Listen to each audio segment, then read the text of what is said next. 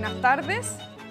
En nombre de Invest y de la Escuela de Gobierno de la Universidad Católica, quiero dar la más cordial bienvenida a todos quienes nos acompañan hoy día en esta transmisión del seminario El rol del mercado en el acceso a la vivienda. En esta ocasión, este es un seminario de un ciclo de 3, cuyo objetivo es contar de forma simple y directa el rol del mercado de capitales, cómo incide de forma positiva en la vida cotidiana de las personas y de las empresas. Y en esta ocasión quisiera partir presentando a 4 prestigiosos invitados, partiendo por Rodrigo Valdés. Él es economista de la Universidad de Chile y doctor en economía del MIT, ex ministro de Hacienda y actualmente profesor asociado del Centro de Gobierno de la Universidad Católica. Rodrigo Valdés abrirá este seminario con una breve presentación sobre el mercado de la vivienda, su situación, su evolución, sus condiciones y sus costos, también dando una mirada comparativa con el resto de los países de la región. Y luego, él abrirá una conversación con nuestros otros 3 invitados, quienes podrán compartir en esta conversación su visión y también podrán compartir qué están pensando en sus programas de gobierno para poder mantener un mercado que propicie el acceso a la vivienda para todas las familias chilenas. Quiero partir presentando a Claudia Sangüesa. Ella es ingeniero comercial de la Universidad de Chile, tiene un doctorado en economía de la Universidad de Cambridge y es la asesora económica del candidato presidencial Gabriel Boric. Quiero también presentar hoy día a Rafael Berguán. Él es economista de la Universidad de Chile, PhD de la Universidad de Minnesota y es asesor económico del candidato presidencial Sebastián Sichel. Y también quiero presentar a ustedes hoy día a Rodrigo Wagner. Él es profesor de finanzas, tiene un doctorado en economía política de la Universidad de Harvard y es el asesor económico de la candidata presidencial Jasna Proboste. Por último, quiero dar las gracias a todos nuestros sponsors que han hecho posible y de forma incondicional apoyar a Invest para poder hacer este ciclo Programa 2021. Muchas gracias y le cedo la palabra a Rodrigo Valdés. Bueno, muchas gracias Isabel Margarita por esa introducción y esa presentación. Nosotros ahora vamos a tener una conversa, pero antes de eso voy a hacer una breve introducción del tema que nos convoca, que es este rol del mercado financiero en el acceso a la vivienda. Y para eso quiero primero contarles que en Chile tenemos déficits muy grandes en este ámbito. Unas pocas cifras. La última CACEN, que fue a distancia, es compleja, mostró que faltaban 440.000 casas en Chile, o departamentos, viviendas. 440.000 es mucho. Pero hay otras fuentes, como Techo, por ejemplo, que estima que el déficit es mayor, 600.000. Y es un déficit que, a pesar de que hemos construido, no se logra cerrar. De hecho, se construyen del orden de 60.000 casas por año, y 60.000 y 600.000 son 2 números muy distantes. Y además tenemos nuevas familias, inmigración, entonces hay mucho que hacer. Y por último, tenemos muchas personas en campamentos. Las estimaciones varían entre 75.000 y 85.000 personas en un campamento, eso es mucha gente. Y ha aumentado recientemente. Si uno mira fotos, y aquí les quiero mostrar 3 fotos, en este caso simplemente de Alto Hospicio. En el 2011, esa es una foto de Alto Hospicio y las manchas moradas que pueden ver en la televisión eran los campamentos que habían. Pasaron los años y se armaron más campamentos y en el 2019 había más lugares. Y por último, en el 2021 creció más todavía. Y esto es un caso de Alto Hospicio, pero uno puede hacer el mismo ejercicio en Temuco, lo puede hacer en Lampa, acá en Santiago, y va a encontrar lo mismo, un crecimiento muy complejo de campamentos. Y como si esto no fuera poco problema, tenemos que los precios de las viviendas han subido muchísimo en los últimos años. Básicamente se han duplicado en UF en los últimos 10 años, 12 años. Y eso no importa si uno lo mide en Santiago, en el norte, en el sur, casas, departamentos, todo muestra más o menos lo mismo. Y esto es complejo porque hace más difícil acceder a viviendas. Los subsidios no alcanzan, hay que hacer un esfuerzo mayor, entonces tenemos un problema también en los precios. Y la gente, la verdad es que está gastando bastante plata también en arriendos. Hay un reciente informe hecho por personas que están dedicadas a esto, en este caso Reyes y Silva, que muestran que la gente de los quintiles más pobres está gastando bastante en arriendo. Los quintiles más ricos menos. Pero es un gran tema y además sabemos que en Chile tenemos poco arriendo. Y a esto quiero volver en la conversa que vamos a tener después, a mostrarles que esto es un ámbito que requiere discusión. Y por último, en esta introducción quiero mostrarles que el mercado de capitales ha sido bien importante en permitir el acceso a viviendas. Muchos de los que nos ven hoy día han tenido o tienen un crédito hipotecario. Pero les quiero mostrar la diferencia que hace el tema de las tasas de interés. En Chile, hace 2 o 3 meses atrás, teníamos créditos hipotecarios que tenían tasas en promedio UF más 2,4. ¿Qué significa eso? Llevado a la práctica, significa que si uno quiere comprar una casa de 2.000 UF, ahorra y consigue un pie de 20% y tiene un crédito que va a pagarlo en 20 años, bueno, significa que va a tener que devolver plata para devolver el crédito de 200.000 pesos, 199, para ser bien preciso, cada mes. Pero tiene que pagar intereses en cada dividendo. Y en Chile eso significa pagar 51.000 pesos de intereses. Pero en otros países de la región, en ese mismo momento, que tenían tasas más altas, se pagaba mucho más. Se pagaba el doble en Colombia, con una tasa de 4,5%. Se pagaba en Uruguay, por ejemplo, casi 70.000 pesos o 70.000 pesos con una tasa más alta y en México incluso más.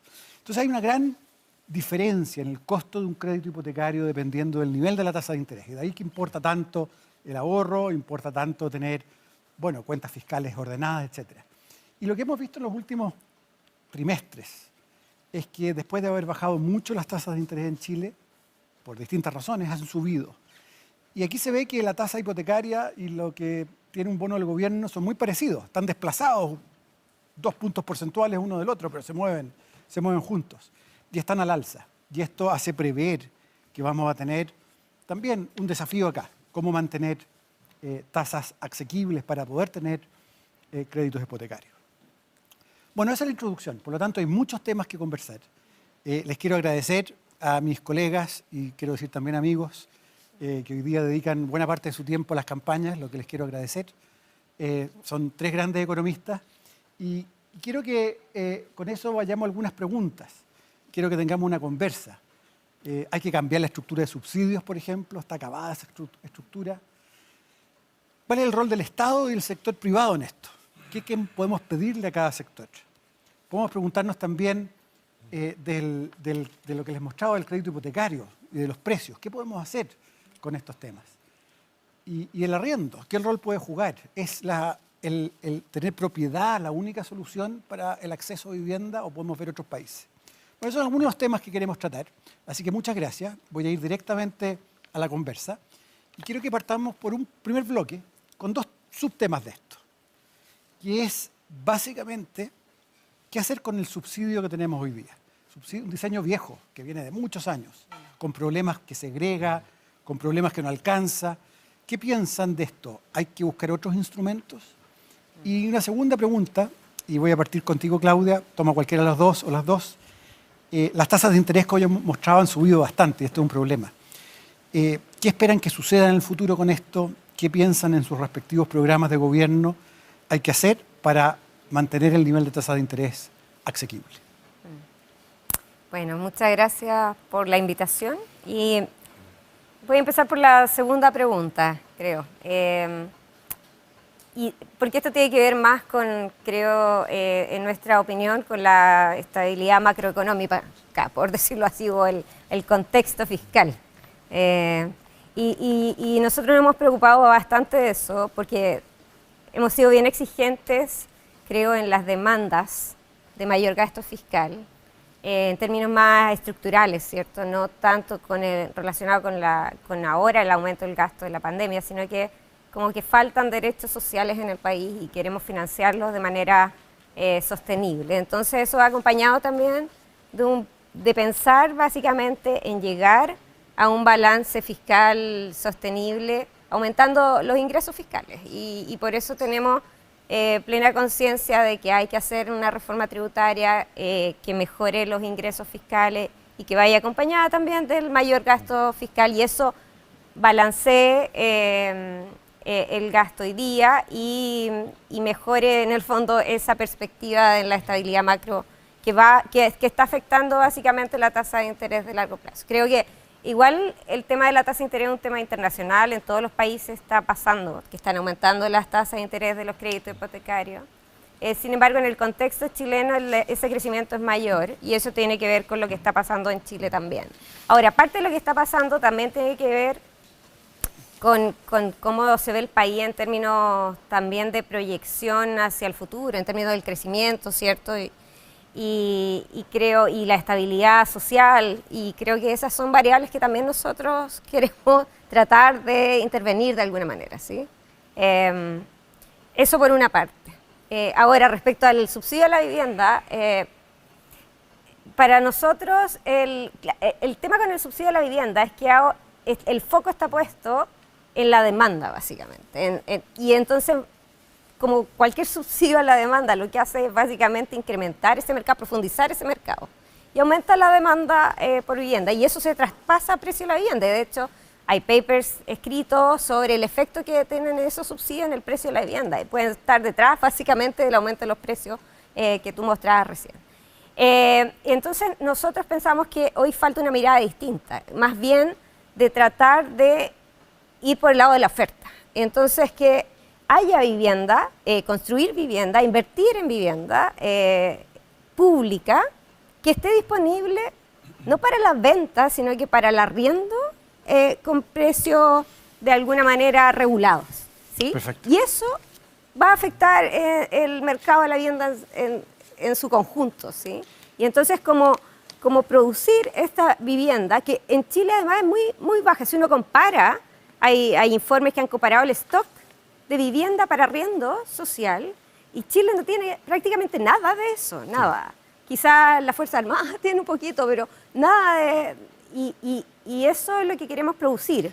Y hay que aumentarlo muchísimo. Según las estadísticas que nosotros hemos visto, por ejemplo, Austria, que es un país que tiene harto de ese stock de vivienda pública para el arriendo social, gasta 0,3% del PIB en esto y nosotros 0,05% del PIB. Déjame volver al arriendo un rato más. Igual entiendo bien la estabilidad macro como un tema central y la estabilidad social para las tasas. Quiero darle la palabra a Rafael para ver qué piensa de estos temas. Igual te dejo con una pregunta, Claudia, si es que el Estado va a ser capaz de construir tantas casas, quiero que tratemos eso cuando veamos el déficit, Sí. porque los números son gigantescos. Entonces, la pregunta es, ¿puede el Estado solo? Sí. Rafael. Tú mostraste solo una lámina que tenía algo positivo, y era que las tasas de interés en Chile han sido históricamente más bajas, al menos durante la historia reciente, que en el resto de la región. Y el importante impacto, ¿no? Muchas veces tenemos conciencia de cómo cambia un crédito a 20 años cuando la tasa es un punto porcentual más o no. Son varios años más de pago equivalente, ¿no? Sí. Sin que uno se dé cuenta, pero los hace todos los meses durante 20 años. Bueno, alguna vez calculé que si las tasas fueran, en vez del 3 que estaban en el piso en algún momento, 5%, eso más o menos equivalía a 4 años y medio adicionales de pago en términos de la hipoteca en el valor de la vivienda durante esos 20 años. Ahora, lamentablemente, esa lámina, que es la única lámina positiva de lo que tú mostraste, porque este es un tema en el que tenemos una brecha enorme si queremos mejorar la calidad de vida, en el que los economistas nos hemos metido poco, y es interesante, y yo creo que hoy día va a surgir un acuerdo en términos de que tenemos bastante consenso, porque recientemente nos hemos empezado a meter en este tema. Pero si uno mira esa lámina positiva, que era la de bajas tasas de interés, solo quiero hacer un comentario ahí, y es que acabo de decir que es algo positivo y ahora voy a dar vaso medio lleno. Lamentablemente, lo que dijiste tú en tu introducción, lo que mencionaste tú, en el último tiempo, y en esto la estabilidad agregada es fundamental, lo sabe Rodrigo como nadie, que fue ministro de Hacienda. De hecho, en su introducción pasó el aviso, aprovechó de decir que era importante tener, ¿no es cierto?, algún grado de saneamiento fiscal para poder imaginarse hacia adelante. Pero el punto es que a nivel macro los países tienen que ser aburridos. Lamentablemente, a nivel micro queremos innovación, queremos ruido, pero a nivel macro queremos ser aburridos. Y Chile, lamentablemente, hace ya 2 o 3 años atrás, en términos agregados, dejó de ser un país aburrido, se transformó en un país entretenido. Los chinos tienen una maldición. Dice, te deseo tiempos interesantes, porque detrás de la inestabilidad macro hay muchas veces, la mayor parte de las veces, grandes problemas. Y uno de ellos, para cerrar este punto, es que las tasas de interés muy probablemente, soy economista y así que soy malo para las proyecciones, pero muy probablemente solo van a subir y ese único gráfico positivo que mostraste ahí ya no va a ser tal. Ese comentario es fundamental para que lo tengamos en mente ahora que estamos pensando cambios que son absolutamente necesarios en el país en términos institucionales, pero que si no son bien manejados pueden dejarnos en peor pie que lo que estábamos antes. Segundo comentario a propósito de la primera pregunta, la que tiene que ver con el gran problema acá. No sé si el gran problema, pero el tema del subsidio. Ahí yo quiero hacer, para ser más breve y darle la palabra a Rodrigo, un par de comentarios. Yo creo que el subsidio que estamos usando hoy día, y esto no es raro, porque es un subsidio que tiene una historia larga hacia atrás, fue pensado, fue diseñado y fue cuantificado, fue calibrado, como decimos los economistas, hace mucho tiempo, y el país ha cambiado en estas últimas décadas, tiene que ser entonces de manera dramáticamente modificado. Tiene que ser modificado en términos de que tiene que ser actualizado en la realidad actual, los montos ya no alcanzan. Si vamos a los datos, ese subsidio prácticamente no se ocupa. O sea, tú mostraste una brecha entre lo que construimos y lo que hay de déficit, de 60, 600 mil, creo que dijiste, ¿no es cierto?, de viviendas, pero la verdad que el subsidio que está disponible, y creo que se gastan cerca de más de 2.000 millones de dólares al año, hay un porcentaje menor de aquellos que podrían aspirar a él que lo están básicamente utilizando. El subsidio cuando se recibe no garantiza que uno recibe, por ejemplo, la vivienda inmediato. Los números muestran incluso que hay que esperar hasta 8 años para poder utilizarlo. Claramente el subsidio no está funcionando como instrumento. No es que no necesitemos subsidios, sino que no está funcionando como instrumento. Tiene, y esta es mi última línea, algunas características que son propias tal vez del momento en el que se diseñó, que buscábamos una cosa que fuera simple, que fuera fácil de entender, fácil de aplicar, pero ese era un Chile que era también en cierta forma más sencillo. En el Chile actual ese subsidio está demasiado estandarizado y por lo tanto no se hace cargo de la heterogeneidad compleja que tiene el país en términos de necesidades en el ámbito vivienda y por lo tanto tiene que ser repensado. Yo creo que ahí está el gran problema que tenemos con el subsidio hoy día, para que en complemento con otras políticas que son necesarias, cambios que incluso tienen que ocurrir muchos de ellos en el sector privado, podemos hablar de esto después, no todo es Estado acá, pueda cumplir el rol que tiene que cumplir y que hoy día claramente no está cumpliendo. Rodrigo, ¿qué opinas tú? En lo macro primero y las tasas y después en el subsidio. Supongo que vamos a estar todos de acuerdo. La macro hay que cuidarla. Sí, pero bueno, claramente la macro hay que cuidarla, pero quizás transmitirle una cosa a la gente que no está viendo. Que la macro hay que cuidarla no significa que el Estado tiene que gastar poco. Como dice, hay un macroeconomista italiano que lo decía así: tú no puedes gastar como país europeo y cobrar impuestos como el Estado de Haití, que cobra muy poco. Entonces, esa diferencia, que es en el fondo un poco lo que ha pasado con el Estado argentino, hace de que tú tengas una mala macro que hace básicamente imposible tener acceso a vivienda. En Argentina tú puedes tener acceso a vivienda de dos maneras: o tú la heredas o tú la compras en efectivo. Estoy exagerando un poco, pero lo que pasa es que los peces no se dan cuenta que están en el agua hasta que los sacan un poquito, ¿cierto? Sacan a los peces y ahí sienten la falta de agua. En el fondo, el ambiente donde tú puedes tomar un crédito hipotecario a 25, 30 años es algo que nosotros tomamos como un dato. Eso hay que cuidarlo, eso no es obvio. Y por último, un país europeo tiene la ventaja de que si comete un error macroeconómico, de alguna manera viene un rescate global de la Unión Europea o algo así, cosa que nosotros no tenemos. Entonces, eso hay que cuidarlo y en el fondo es una reputación que cuesta... Que costaría poco destruir un poco.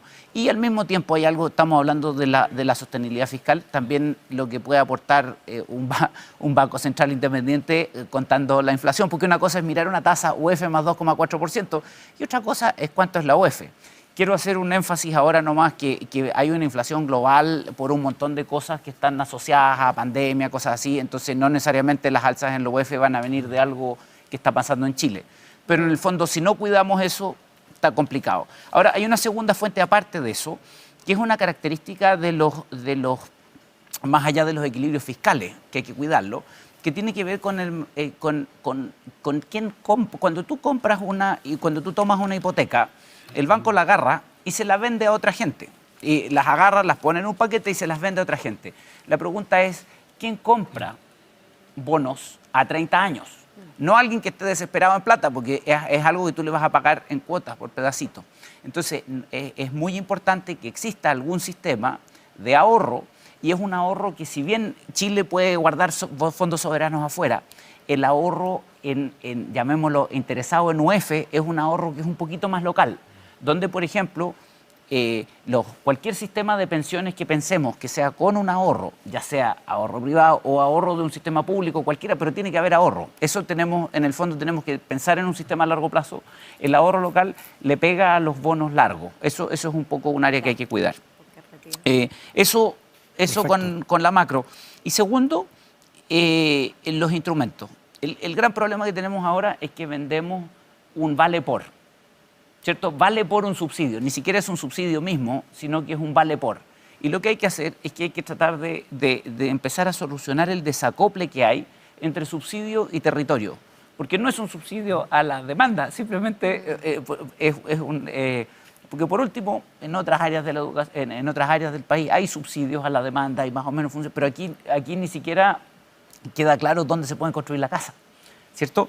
Cosas que la gente ha mencionado y que están, por lo menos en el primer programa en el que estuvimos trabajando, es los temas de los bancos de tierra. Cómo el Estado puede jugar un rol crucial, pivotal, organizando lo que es en el fondo una política industrial de producción de viviendas a tiempo, a lo cual vamos a saltar en el próximo tema. Y ahí yo creo que no se descarta ninguna, donde hay un rol coordinador activo del Estado, porque una cosa son políticas para ciudades donde los tiempos de traslado eran más chicos, pero una ciudad una ciudad más grande, el círculo es más grande, los tiempos de traslado son más lentos, hay más vehículos, tú te demoras más, eso afecta a los precios. Y a la larga tú no quieres tener gente en zonas periféricas de la ciudad que está totalmente desconectada del trabajo. Clarísimo. Entonces, lo que estamos pensando es una visión integral de la inversión, pensando una especie de ciclo de vida. No solo que vea que las casas me salgan baratas, porque no saco nada con meterle un montón de plata, o sea, meterle menos plata a las casas si después me sale caro lo otro. Mantenerlos lejos. Yo solo quiero hacer un alcance a propósito de lo que dijo Rodrigo. Estoy absolutamente de acuerdo. Yo, tratando de provocar, muchas veces he dicho, Chile no puede seguir siendo gobernado por el Ministerio de Hacienda. Se lo digo a Rodrigo ahora que no es ministro.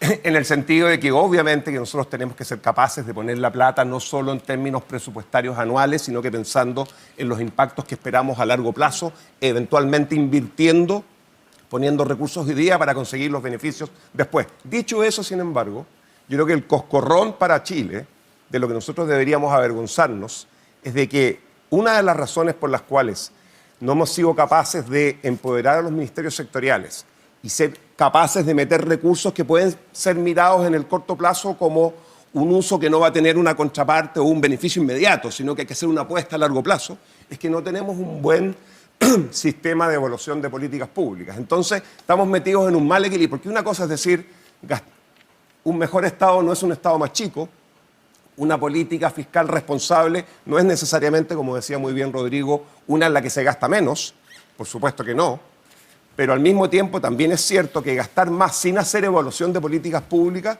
es una irresponsabilidad, y lamentablemente Chile en eso tiene mucho que avanzar.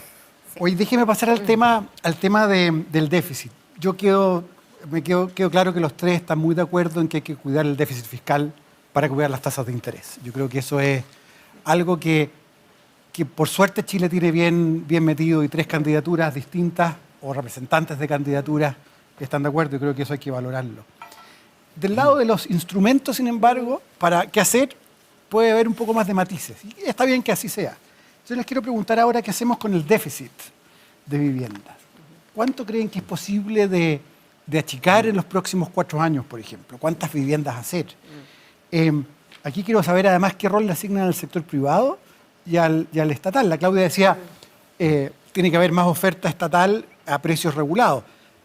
Bueno, la inmobiliaria popular es súper interesante, pero la pregunta es cuántos departamentos pudo hacer. Y la pregunta es cuán escalable es eso. Sí. Entonces la pregunta es cómo juntar estas dos patas. Y por último, una pregunta, y tomen lo que quieran de esto, ¿no? Que Rodrigo ya mencionó. ¿Qué hacemos con la tierra? Parte importante del aumento de los precios está que tenemos poca tierra. ¿Cómo podemos hacer cosas de manera que los precios no sigan escalando como han estado? Porque la verdad es que por mucho intento que se haga de financiar esto, el precio sube tan rápido que se hace casi imposible. Partamos contigo, Rafael, respecto de planes para los próximos años respecto del déficit. Esto es introducción a la economía y no lo digo despectivamente, ¿no? Pero nosotros cuando conversamos en economía, la economía se separa o se construye sobre dos grandes conceptos, ¿no? Los incentivos, que en el mundo político no muchas veces los incorporan en las políticas y cómo las personas responden a los incentivos. Lo entienden como nadie. Sí, en todo caso. Y lo segundo es escasez, ¿no? Y la escasez es lo que define el problema económico. Aquí si tenemos un precio que ha subido, como nos mostró muy bien Rodrigo, básicamente lo que nosotros intuimos inmediatamente es que aquí lo que pasa es que hay más demanda que oferta. Entonces, el problema del suelo como lugar en el cual se va a generar esta producción, el problema de la oferta y el problema de la demanda, que eventualmente está siendo muy alta y no podemos parar eso, tiene que asumirse en conjunto para poder resolver este problema. Yo aquí mencionaría dos cosas. Hay una de ellas que la he visto en las otras dos candidaturas que en parte plantea lo que yo decía al comienzo, y es que hay acuerdo en muchas de estas cosas. Lo primero es que tenemos un montón de suelo que está en manos del sector público, esto se va a relacionar con lo que conversábamos al principio, y que no está siendo aprovechado como debería en el contexto de este desafío. De hecho, lo que dicen los estudios hechos por expertos es que solamente en Santiago hay más de 1000 hectáreas que son terrenos fiscales que están simplemente no utilizados, no mal utilizados, sino que simplemente son sitios eriazos. Más de 1000 hectáreas. Bueno, de esas 1000 hectáreas, 1300 creo que son, al menos 40% permitirían ser utilizadas para construir viviendas de inmediato, si quisiéramos hacer eso. ¿Por qué digo que esto se relacionaba con lo anterior? Porque una de las razones por las cuales esos suelos no se utilizan es porque esos están amarrados a, voy a hacer una caricatura, el RUT del Ministerio de la Vivienda, el Ministerio de Desarrollo Social, empresas de ferrocarriles del Estado, Metro de Santiago, que a mí me tocó, ¿no es cierto?, en la que yo trabajé, etc. Y cada una de estas instituciones, organismos o ministerios pretenden utilizar ese paño haciendo un negocio a precios de mercado que les permita mejorar la última línea de sus presupuestos, por las presiones que reciben naturalmente desde el mundo que estaba responsable de tener financiado el país. Por lo tanto, eso es comprensible. Pero el problema es que si no aprovechamos esos recursos que hoy día están siendo simplemente ahí desaprovechados por décadas y décadas, dejamos entonces de aumentar la oferta de tierra que permitiría empezar a construir a precios razonables, no a precios de mercado, por supuesto, en un país que ha avanzado mucho en términos de ingresos, no a precios de mercado, en la construcción de viviendas. Pero eso requeriría, por ejemplo, que venga la instrucción desde arriba, que diga que esos terrenos pueden ser traspasados para este fin, sin que se pretenda, desde cada uno de los organismos que está velando por su propio problema, obtener un precio de mercado como si estuviesen en la esquina del Manhattan. Bueno, por supuesto es una decisión de política pública. Yo entiendo lo que está pasando en los zapatos de aquellas personas que trabajan en ferrocarriles del Estado. Por eso digo que tiene que ser una decisión que venga desde arriba, para que den la instrucción y permitan hacer esto. Segundo y final, me parece que en la misma línea iría redensificar todos los trayectos, todas las zonas que son estructurantes en torno, por ejemplo, al Metro de Santiago o a Metrotren y otros medios de transporte. Estuve mirando los datos y los que han analizado esto me dijeron que en más de un 90% de los sectores que están contiguos al desplazamiento del metro, la densidad es media. Entonces, si nosotros queremos avanzar a cumplir con ese enorme desafío de pasar de 60.000 a 600.000 viviendas, tenemos que avanzar hacia una mayor densificación. Tenemos que cambiar el foco antiguo en el cual poníamos una restricción de 150 subsidios con viviendas en un sector a eventualmente soluciones que sean más verticales, con los desafíos que eso impone. De esta manera avanzaríamos, por ejemplo, por el lado, digo, de la oferta y podríamos ayudar a, en parte, solucionar esto. Rodrigo, parece que tu banco de tierra tiene votos entre los tres panelistas, por lo menos.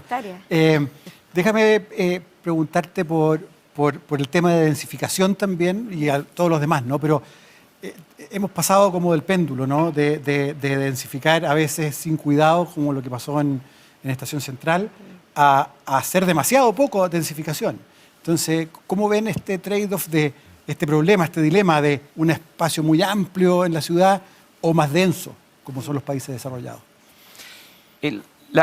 Un enfoque que le gustaría tomar a la candidatura, está en el programa y todo, es la idea de hacer una evaluación del ciclo de vida completo de alguien ahí. Uno, desde el punto de vista social, pero incluso desde el punto de vista fiscal.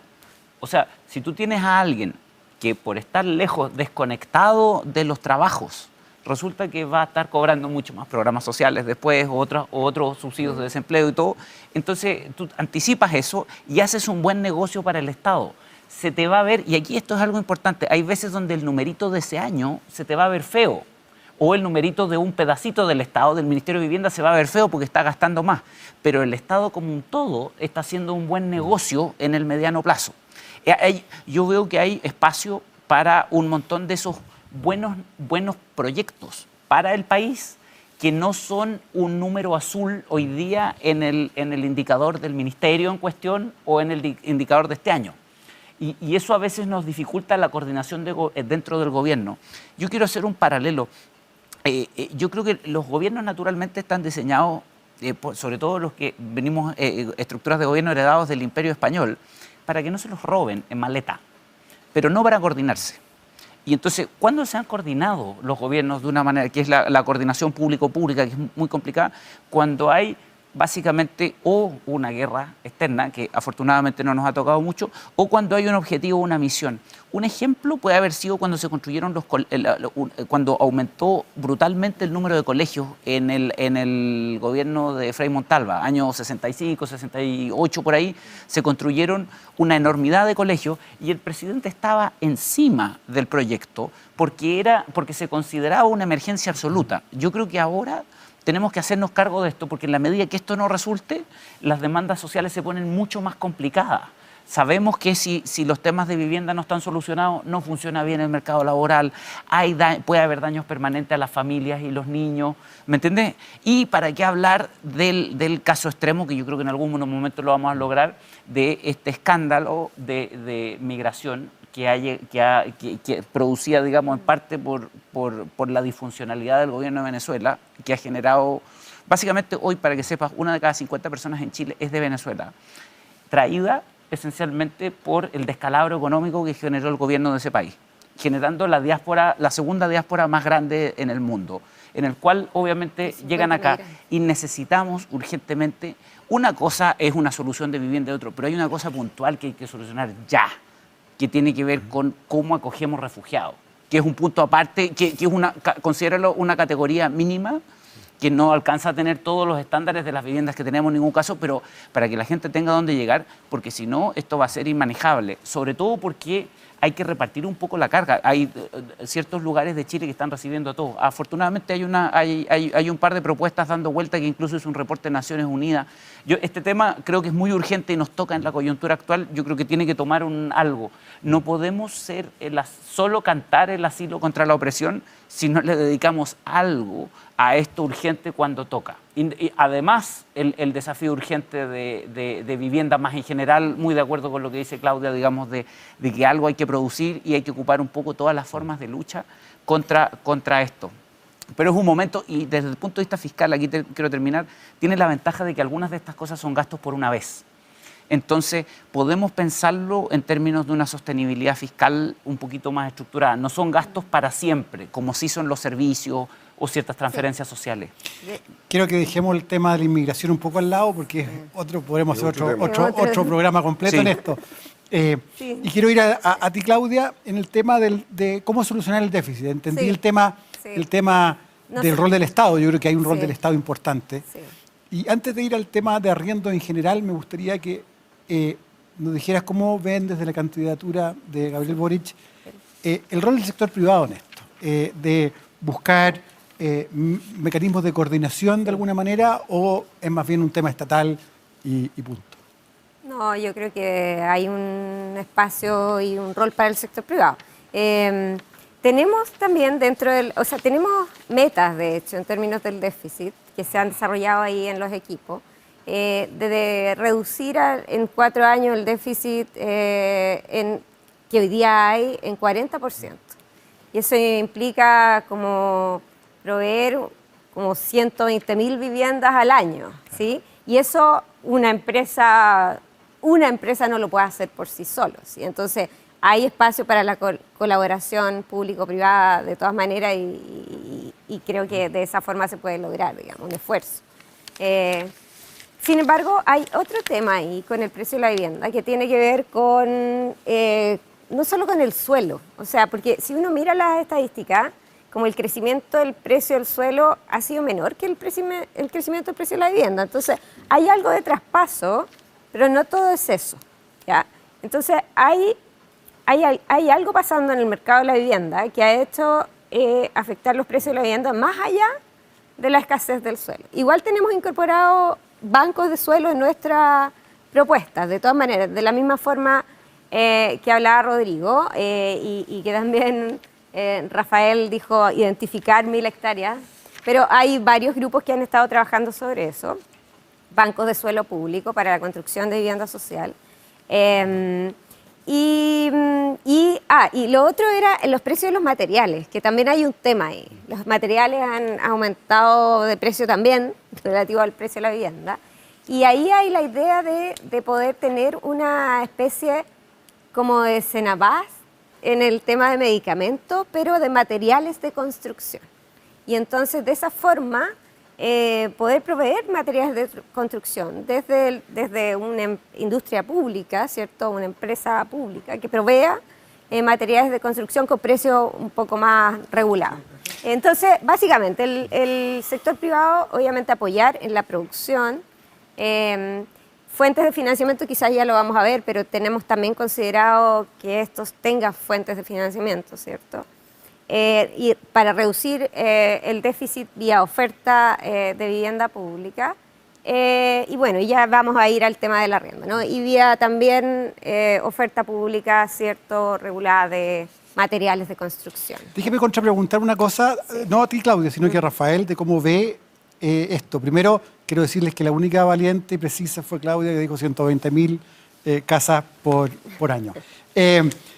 Con lo cual se achica el déficit en 40%. Creo que son magnitudes que si tenemos posibilidades de hacer, son realistas y se hacen bien, muy difíciles, pero por lo menos no es cortarlo en cero en 4 años, porque eso es difícil. Sí. Pero hay que tener una idea. De hecho, Techo está pensando cómo movilizar a la sociedad para bajar este mecanismo, este déficit en serio. Pero quiero preguntarte por el Ferrabast, por ponerle ferretería a Senabast, de la Claudia. ¿Cuál es la reacción de ustedes a esa idea? Sí, oye, bueno, en el programa de Sebastián Sichel, el compromiso por escrito, entregado cuando correspondía al CERVEL, es de bajar de 7 a entre 3 y 4 años el plazo de espera máximo una vez que tienes el subsidio, porque es una promesa pero sin fecha concreta, y reducir en un 30% durante el periodo esa brecha que tú mencionaste. Perfecto. Entre las viviendas que se están construyendo y las que se requieren, que incluye mucho más que personas que están sin vivienda en campamentos, que son 80.000 como dijiste tú, sino que también personas que viven hacinadas en un país en el cual los cambios además sociopolíticos han llevado a que aumente el número de hogares con menos integrantes, es parte del desarrollo, mujeres, ¿no es cierto?, que hoy día se incorporaron al mercado laboral, afortunadamente, en los últimos 30 años, muchas de las cuales viven en el centro porque están más cerca del lugar de trabajo, a propósito de la discusión que había antes, etc. A ver, mira, todo esto va a tener que ver, yo creo que no va a haber tema aquí que no se resuelva con una aproximación que requiere participación del Estado y el mercado. Esto es público y privado, a propósito de lo que tú me planteas. A mí me parece que el gran problema que tenemos en Chile hoy, desde la primera aproximación, que es la del Estado, que tiene la responsabilidad no solo de fiscalizar, sino que también de rayar la cancha, es que no tenemos, como decíamos al comienzo, una mirada global. Este es un tema que no se puede resolver de manera parcializada. Si el Ministerio de Vivienda es el único responsable de acabar con el déficit, no vamos a resolverlo en 100 años más. Si el Ministerio de Hacienda es el único responsable de pensar en el financiamiento, no lo vamos a resolver de aquí a 100 años más.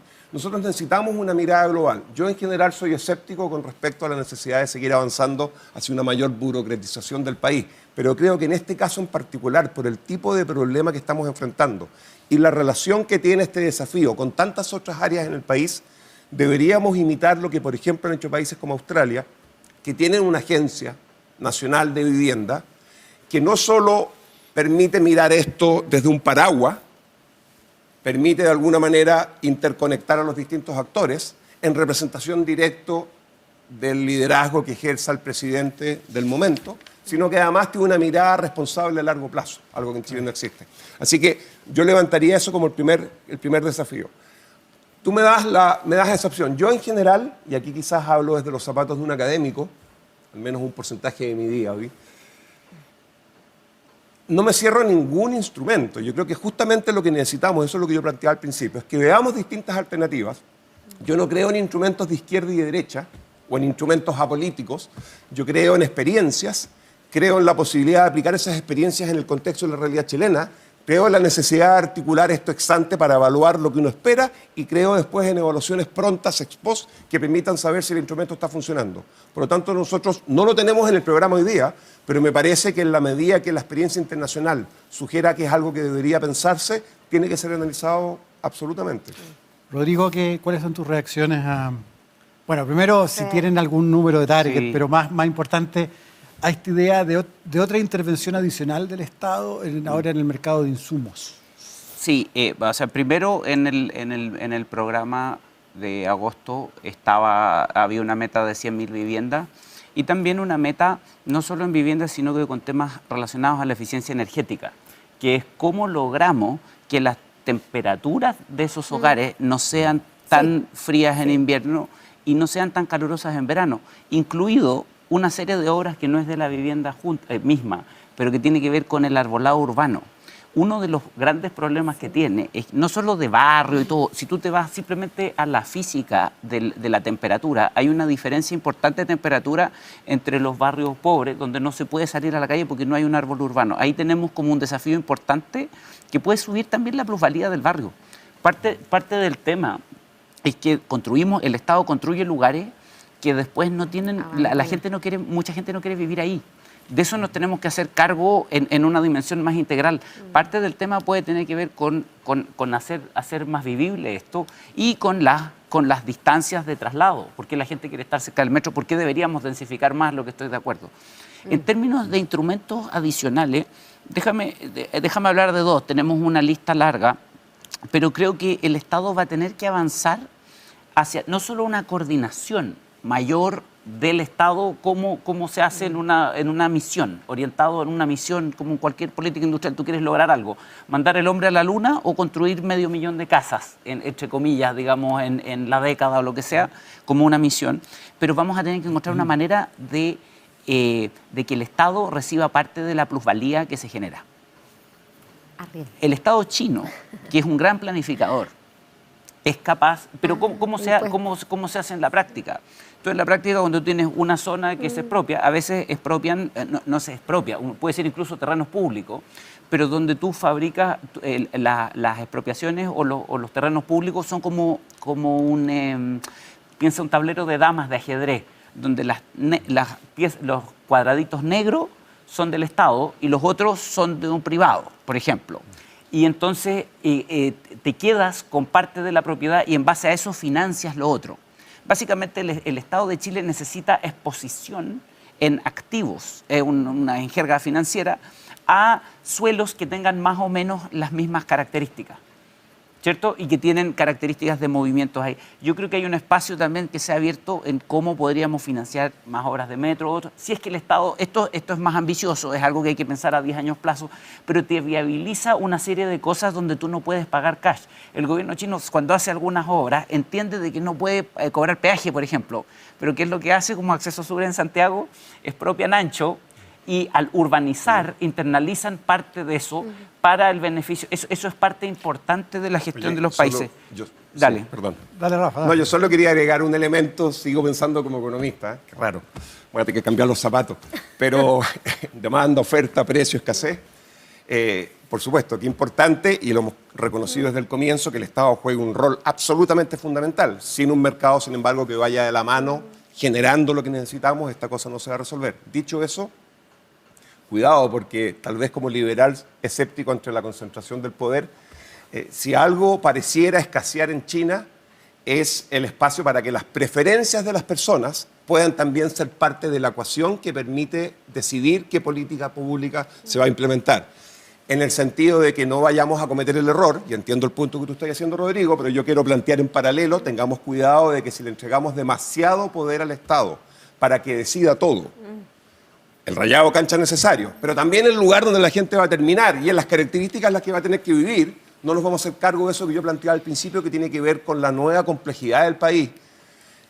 El hecho de que hay personas que tienen necesidades distintas y una solución estandarizada, monopolizada desde arriba por una autoridad que concentra todo el poder, por ejemplo, forzando, algo que vamos a discutir en un segundo, a que todos vivamos arrendando, algo que puede terminar siendo una manera de resolver un problema inmediato, puede terminar yendo contra lo que la gente de verdad necesita y quiere. Y las preferencias de las personas yo creo que estamos todos de acuerdo que la planificación total no es... No, claro. No, lo digo, es que lo digo porque una de las razones por las cuales tenemos la brecha de viviendas que tenemos es porque no durante la dictadura, sino que durante 50 años, partiendo con Carlos Ibáñez del Campo, se tomó la decisión de abusar con un objetivo que ex ante puede ser virtuoso, que es el darle una mejor solución que vivir bajo un puente a la gente, pero se tomó la decisión de mandar a la gente a vivir a terrenos que no eran urbanos para que fueran más baratos, le cambiaban el uso de suelo y sin hacerse cargo de la infraestructura, los dejaron a muchos kilómetros del lugar donde todavía hoy día trabajan. Y esa es una de las razones por las cuales Santiago es una ciudad poco productiva y la gente muchas veces tiene una vida que ni siquiera es digna. Oye, ¿tú querías agregar algo? No, yo dos cosas ahí. Una es que efectivamente el tema de la segregación en Chile, o sea, se potenció durante la dictadura, de hecho, o sea, por el tema de la... Se salieron, o sea, hubo una política deliberada de segregación de la ciudad y eso está más o menos estudiado, ¿no? Y segundo, lo que plantea Rodrigo, estoy de acuerdo, hay diversas formas de implementar política, ya sea tributaria o de compra de banco de suelo, que haga que la ciudad sea más integrada. Entonces tú generas cierta protección, un porcentaje de protección por territorio, que hace que tú puedas tener alguna diversidad socioeconómica dentro de la misma comuna. Nosotros también contemplamos una modificación o repensar el impuesto territorial, que hoy día recauda menos de lo que debería, porque los precios sobre los cuales, o sea, la base, ¿cierto?, impositiva es mucho menor a la que es realmente, ¿cierto?, los precios de la vivienda que considera. Y también tratar de modificar los tramos exentos para poder recaudar más. Y hay otro instrumento que se creó hace poco, que es un impuesto también a la tierra, que no va al mismo fondo, porque los impuestos territoriales van a este fondo que es un poco más redistributivo, que tampoco tiene tanto poder redistributivo como el que podría tener, ¿cierto? Donde tú puedes ya no... ese impuesto no integra socialmente, pero puede generar beneficios para la construcción de algunos servicios públicos en comunas de menores recursos. Y este otro instrumento que se diseñó genera algunos recursos de los nuevos proyectos inmobiliarios, pero se quedan en la misma comuna, digamos. Entonces, básicamente está mal diseñado. Qué bueno que estén hablando de ingresos también, porque por un rato me preocupaba que los tres estaban muy de acuerdo que el mercado de capitales tiene que seguir funcionando para poder financiar toda esta cuestión. Pero se pusieron a gastar así, dijeron, es importante el déficit, pero vamos gastando. Yo partí diciendo que vamos a... Sí, no, yo no quería después molestarte de qué pasa con el crecimiento y los impuestos. Pero esta es una ecuación difícil, porque está este tema de que esto es caro, pero si hay déficits muy grandes, fiscales, vamos a tener problemas de financiamiento que va a afectar justamente el déficit de vivienda. Entonces, con eso los quiero llevar a discutir de arriendos. Yo al principio mencioné algo, y ustedes han hablado de la palabra arriendo ya varias veces, porque nos habíamos puesto de acuerdo. Dejemos arriendos para el final. Porque el tema de los arriendos es bien interesante en al menos tres dimensiones. Primero, en el mundo en general hay mucho más arriendo que en Chile. Nosotros tenemos poco arriendo como solución en el imaginario colectivo. Siempre es tener la casa. Y el derecho en realidad debería ser a tener o usar una casa. Segundo lugar, tenemos un tema acá que es interesante en que el sector privado puede hacer mucho de esto. De hecho, se está haciendo, pero de una manera muy poco organizada y con instrumentos no muy buenos como el DFL2, etc. Pero sí hay, por ejemplo, fondos de inversión hoy día haciendo lo que se llama multifamily, que es básicamente un edificio que cuida a un dueño y que lo arrienda. Entonces quería saber cómo ven ese tipo de soluciones que hay en muchas otras partes del mundo. Y en tercer lugar está lo que tú mencionabas, Claudia, al comienzo, que el Estado también puede hacer eso. E incluso el Estado puede, lo que se llama, tratar de proveer un arriendo protegido, que es básicamente subsidiar. Junto con el subsidio pueden haber algunas reglas de cuánto cobrar. Ahora, hacer mucho arriendo podría tener efecto también en los precios de las viviendas. Entonces, esto no es tan simple. Mi pregunta es, ¿cómo ven el rol del arriendo en toda la solucionática de lo que tenemos? ¿Cómo ven el rol de los controles de precio? ¿Cómo ven el rol del sector privado en esto? En fin, elaborar en eso. Quizás, Rodrigo, parte tú en esta vuelta. Súper. Mira, a mí, del punto de vista de lo práctico, igual tú necesitas, o sea, una cosa es cómo se estructura y quién es el dueño y todo, pero al efecto práctico tú igual necesitas una casa para arrendarla, ¿cierto? Entonces nos remitimos a que estoy asumiendo de que todo lo del desafío anterior funcionó, ¿cierto? O sea, que se pudo construir algo. Porque igual hay una vivienda extra, más allá del lado financiero, de cómo se financia. Tiene que haber algo, hay algo real que es alguien que pasa una noche o que vive bajo un lugar. Entonces, no es un sustituto de todos los problemas anteriores, sino que es una pregunta final de cómo se estructura. Y en ese sentido, yo creo que Chile ha tenido un inicio pequeño en lo que es subsidio de arriendo y tiene que aumentar básicamente su fracción. Y lo otro, yo me imagino por lo menos 3 razones para eso. Uno, porque si uno compara con otros países también es sorprendente. Segundo, porque si bien porque la estructura de las familias ha cambiado, la gente se mueve más, se mueve por etapas de su ciclo de vida. Yo tengo familia que vive fuera de Santiago, después vienen a vivir acá. Entonces, acomodar eso solo con compras y ventas es complicado, porque aparte, ¿quién lidia con la plusvalía? Es más fácil reubicar gente más cerca del trabajo, por ejemplo, en esto. Entonces, primero es algo importante. Segundo, yo creo que cualquier esfuerzo, disculpe que vuelva como los fenicios, pero creo que el Estado tiene que ver cómo se queda con algo adicional de la plusvalía, porque eso viabiliza el financiamiento de arriendos que se ponen cada vez más caros, porque eso pasa en todo el mundo, digamos, no es un fenómeno solo en Chile. Si el Estado quiere protegerlo, tiene que tener algo que de alguna manera suba de precio también para el Estado, para financiar eso, ¿cierto? Y ahí es donde la estructura donde tú vas internalizando parte de la plusvalía resulta útil para en el fondo viabilizar un arriendo en un lugar donde inicialmente esto puede haber costado 150.000 pesos por familia y después, por culpa del crecimiento económico que queremos, esto termina en 250.000 pesos. Pero para hacer eso el Estado tiene que tener lo que se llama un tipo de cobertura que es útil. Eso,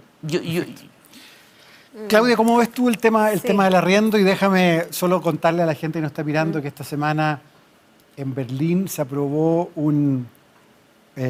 por la gente, ¿no? Se hizo un referéndum para que se expropiaran las casas, las torres de vivienda de fondos de inversión. Eso probablemente no pase, porque es solo un deseo, no es vinculante. Pero ¿cómo ven este rol del sector privado para tratar de aportar en proveer más? Porque al final del día, como decía Rodrigo, aquí tenemos un problema de cantidad de techos disponibles. Sí. A ver, primero hay una identificación del que el sector arriendo es importante y que no ha sido explorado bien, ¿sí? Y que efectivamente nosotros tenemos espacio para aumentar eso, ¿sí? Segundo, hay también la preocupación por el endeudamiento, o sea, las familias chilenas están, en cuanto a crédito hipotecario, más endeudadas que América Latina en general. y eso es preocupante también. Entonces, básicamente también por ahí se ve que el rol del Estado en esto es importante, ahí, en este sector. Además, el arriendo, que se llama, en la literatura internacional se llama arriendo social, ¿sí? Arriendo social, que es provisión de vivienda pública estatal que se arrienda, ¿sí? No se vende, no se entrega, sino que se arrienda. Y eso permite indirectamente regular de alguna manera los precios en ese mercado, es como la farmacia popular, ¿cierto? Se incluye ahí una oferta pública para el arriendo. Y claro, el tema en Alemania es que no vas a construir nuevos, sino que tienes que crear nuevos. Y por eso creo que es la expropiación. Yo creo que nosotros no hemos considerado ese elemento de expropiar lo que ya está hecho, sino que más bien de poder tener, construir, producir vivienda pública para el arriendo social. Eso es más bien. Y creo que hay mucho espacio para eso, hay mucho, no tenemos nada, como yo dije al principio, y eso es básicamente lo que hemos visto. Quiero después volver a un par de cosas de cómo sí. el Estado va a cobrar, pero Sí. eso dejémoslo Sí. para un Ahora, rato más. Yo quiero hacer el Espera, contrapunto. de esto. deja lo nuevo que ha pasado ahora con estos family, ¿cómo se llama? Multifamily. Igual no está bien todavía investigado, creo, pero hay una hipótesis de que igual esto puede estar afectando también los precios de la vivienda y de los arriendos. Entonces, tampoco es la solución. Y creo que por eso mismo tener una competencia alternativa con precios menores, subsidiados, pero por ese lado, no por un subsidio al arriendo, porque la alternativa es como subsidiar el arriendo de esos multifamily. Y eso no tiene ningún sentido, creo yo. O sea, va a aumentar el precio del arriendo, como mismo pasó con el subsidio a la vivienda, ¿cierto? Y no va a solucionar el problema ni del precio ni de la oferta. O sea, puede que sí la oferta, pero si sigue igual de cara, las familias no van a poder costear. Entonces, no vemos por ahí la solución. Sí, mira, yo iba a decir que quería hacer un contrapunto de lo que habían dicho aquí mis dos compañeros de panel, ¿ah?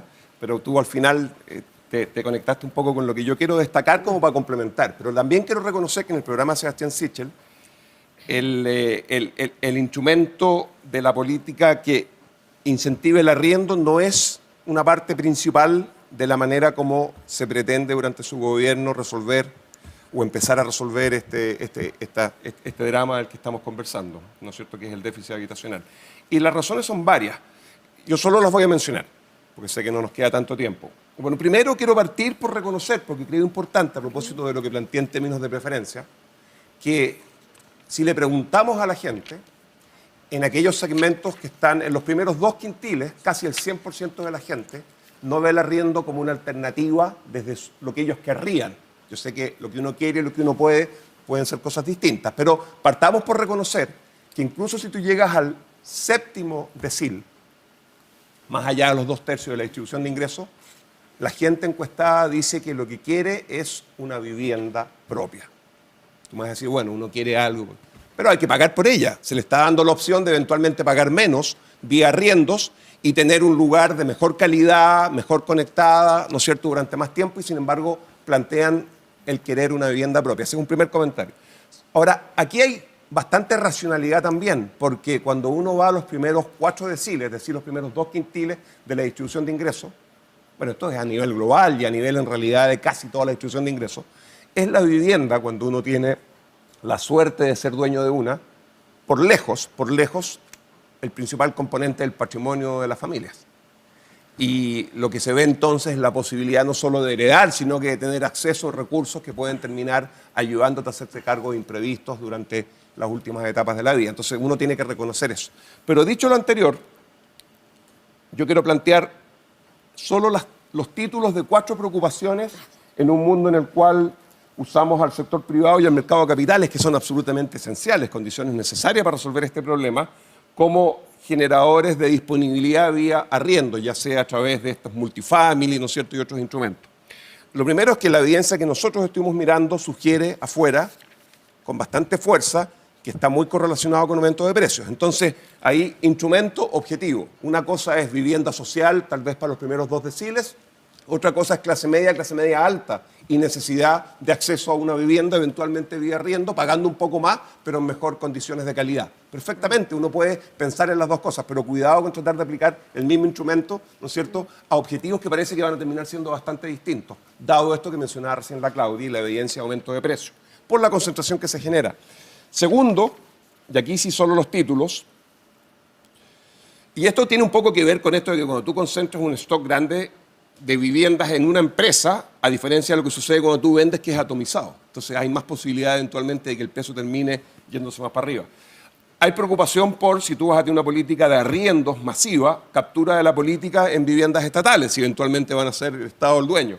Hay preocupación por la dificultad para expulsar a los morosos. Hay preocupación por el aumento de precios que ya mencionamos y hay preocupación porque hay poca efectividad y distorsiones de precios si lo que vamos a hacer es aplicar una política en la que los arriendos tienen un techo en términos del valor. Entonces, el arriendo, yo, mirándolo desde afuera, conceptualmente, yo digo, Chile está muy rezagado, sí, esto hay que mirarlo y hay que mirarlo en serio, como cualquier otra herramienta, pero particularmente cuando parecemos estar fuera de la norma.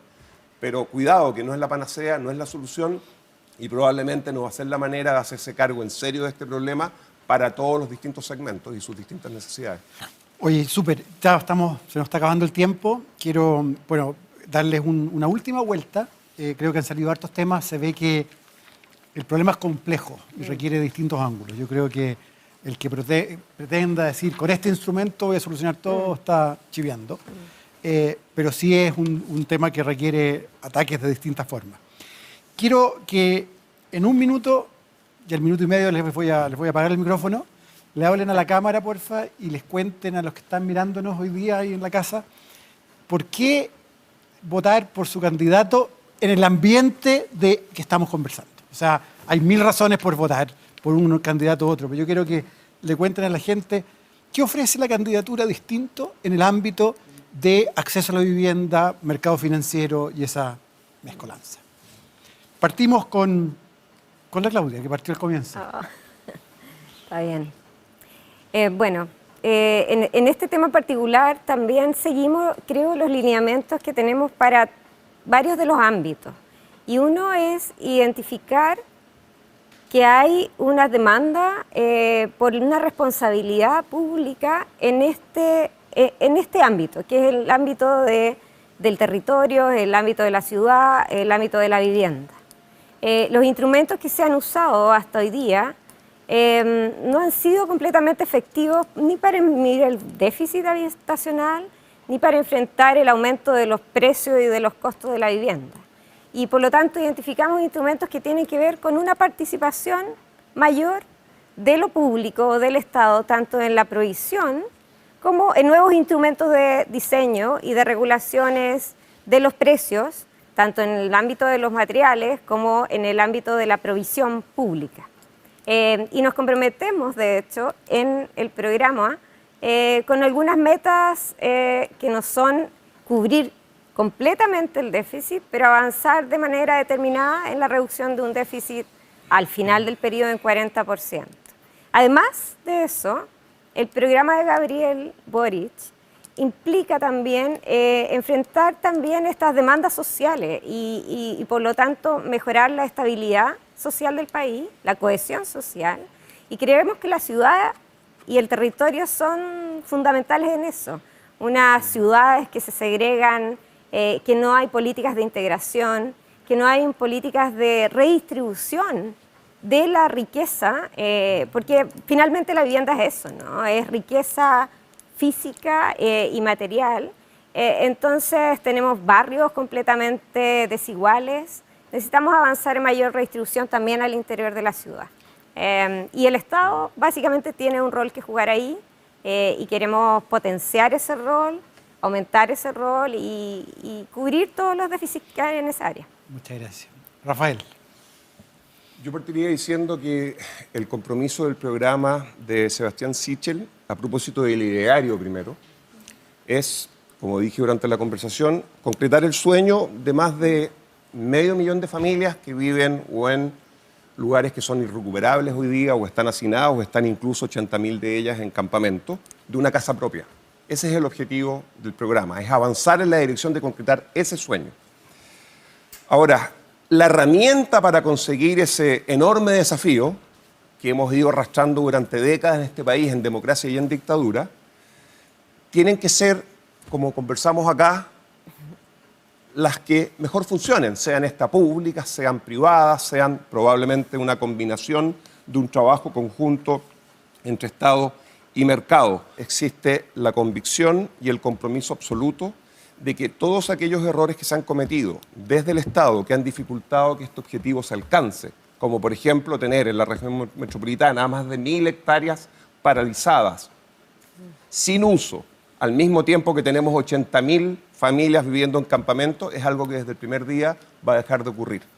Si eso es algo que le gusta o no le gusta a un determinado ministerio, es un problema distinto. El liderazgo desde la presidencia va a avanzar en esa dirección. Y quizás con una última línea, decir, para terminar con un comentario positivo, que me alegra que la mayoría de las cosas que se conversaron acá, ante un desafío que es tan enorme y grande y complejo como este, que la mayoría de las cosas que se conversaron tienen mucho traslape. Y yo creo que eso es importante, porque de verdad este es un tema probablemente de los más relevantes en materia de falta de dignidad de familias en Chile, sean chilenas o no chilenas, y que por lo tanto estemos de acuerdo las tres candidaturas en que hay una serie de herramientas que pueden ayudar a avanzar por fin en esta dirección, es algo que a mí me deja optimista. Muchas gracias, Rafael. Rodrigo, el último minuto. Último minuto. Mira, primero, un énfasis claro de que el tipo, yo sé que no era el tema, pero las emergencias que tienen que ver con los problemas de la gente que viene llegando al país, tenemos que hacernos cargo con algún tipo de solución ya. Eso está pensado a partir del mes de marzo, partir con eso en el programa de Yasna Proboste. Después, respecto de la urgencia, si el número será 100.000, el gran problema no es financiarlo, el gran problema es construir esas 100.000 viviendas que las podemos financiar, arrendar, hay que ver exactamente la estructura con poco dogma.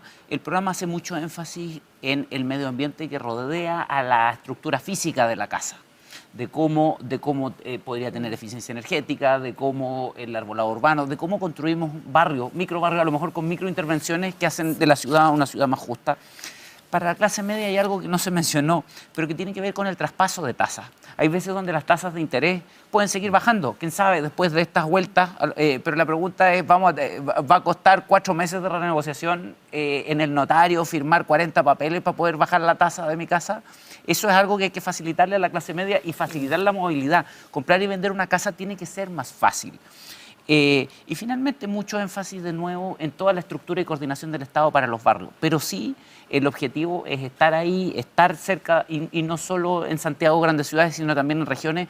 Y finalmente hay un punto que es prevenir que la gente viva en lugares peligrosos. Está lleno de lugares que son quebradas, en el norte, en el sur, que están vacías, que se ocupan, como las que mencionó Rodrigo, y donde tenemos que evitar que la gente viva ahí, porque una vez cada 10 años, una vez cada 20 años pasa un aluvión por ahí. Eso tenemos que evitarlo como país, porque es terrible. Eso, muchas gracias. Bueno, muchas gracias a los tres, Claudia, Rodrigo, Rafael, gracias a los que nos estuvieron mirando, gracias a Invest y a la Escuela de Gobierno por este esfuerzo de poner este panel y discutir de la vivienda y el rol del mercado financiero, ¿no? Así que muchas gracias.